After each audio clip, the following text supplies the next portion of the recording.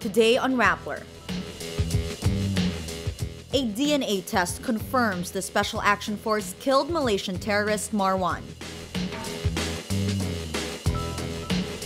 The blame game is on between the chiefs of the Philippine military and the Special Action Force over the Mamasapano carnage.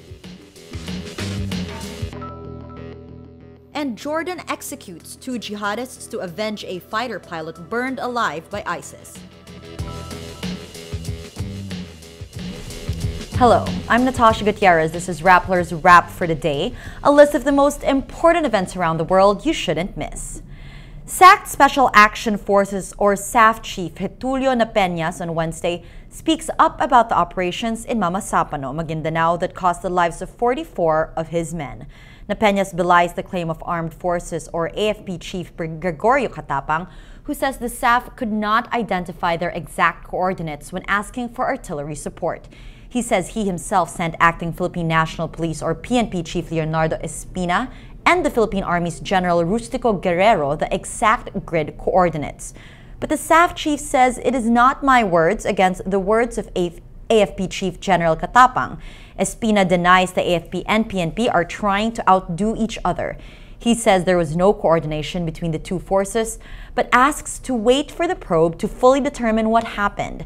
Napeñas also says he did not inform the police hierarchy of a high-level police operation early enough, under the orders of suspended PNP Chief Alan Purisima. He also explains why Interior Secretary Mar Rojas was kept in the dark, saying he was merely following the chain of command. He also denies he directly coordinated with President Benigno Aquino during the operation. A DNA test confirms the Special Action Force killed top terrorist Zulkifli bin Hir or Marwan.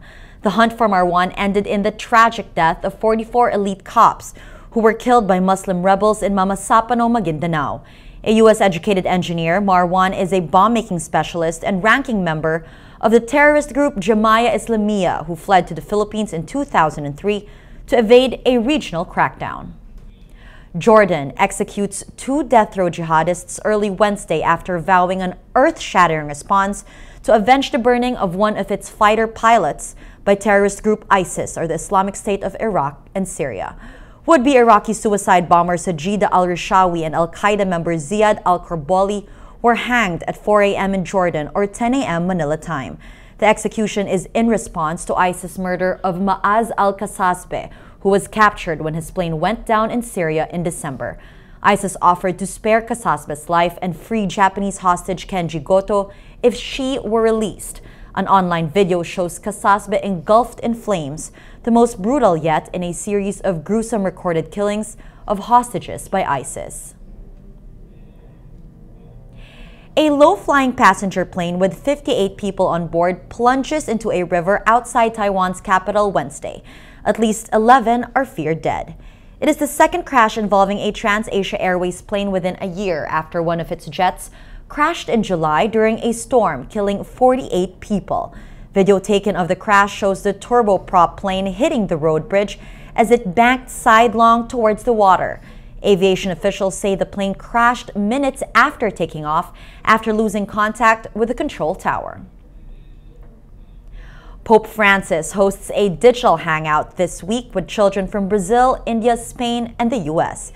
The papal dialogue on Google Hangouts will take place on Thursday, 11 p.m. Manila time. Google says the kids will share a glimpse into their lives and talk about their dreams with Pope Francis and the world. The Hangouts are held in partnership with Escolas Ocurrentes, an independent organization aiming to unite schools worldwide in a global network for peace. Britain becomes the first country in the world to allow the creation of babies with DNA from 3 people. Dubbed 3-parent babies, babies born from the controversial procedure will have healthier genetic material introduced into the embryo from a woman donor. Scientists say this could reduce the chances for inherited diseases to pass on from mother to child. Critics, however, say it opens up the possibility for designer babies in the future. For those on desktop, click on the links on your screen. You can also click on the tabs below to go to a story in the video. And for those on smartphones and tablets, the links can be found below the video.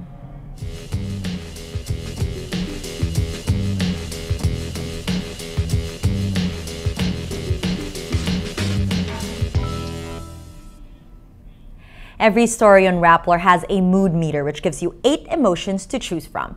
Looking at the mood navigator, the story with the biggest circle is Inside Mamasapano with 77% angry. Today, most people are angry. That's the wrap for today, Wednesday, February 4. Visit Rappler.com for the latest news here and around the world. Check out our other shows, Tech Wrap and Rappler Talk. And if you haven't yet, subscribe to our YouTube channel. I'm Natasha Gutierrez. As we say at Rappler, tomorrow begins today.